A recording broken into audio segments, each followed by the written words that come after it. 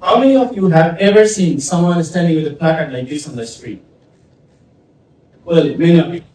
Let me tell you some key facts about the hunger situation in the United States. There are more than 40 million people, including 30 million children in the US, who do not have access to enough food to live a healthy life. On the other hand, every year around 133 billion pounds of food is wasted, which is good enough to feed 66 million people for a whole year.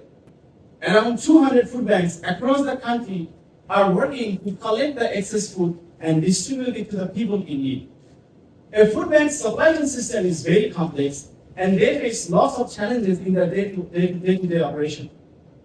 Three major challenges for a food bank are to manage the distribution effectively, trying to distribute as much as possible, efficiently distributing at the lowest possible cost, and more importantly, equitably ensuring a fair proportion of distribution to every person in need.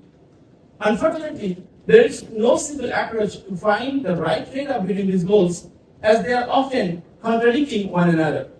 Think of a situation when you distribute nothing. It's an efficient and equitable solution as everyone gets zero proportion of their demand, but it's highly ineffective as you're wasting other food.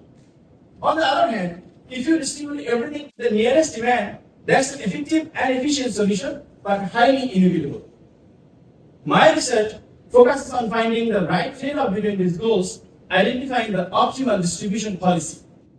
In collaboration with the local food bank in North Carolina, I developed a data-driven mathematical model and used computational methods to solve it.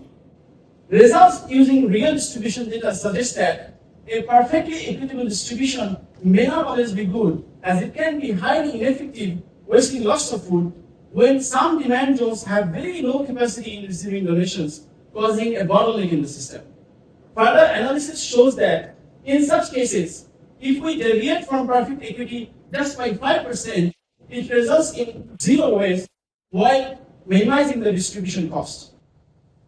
In a nutshell, the right trade-off between these goals varies based on the supply and capacity scenario.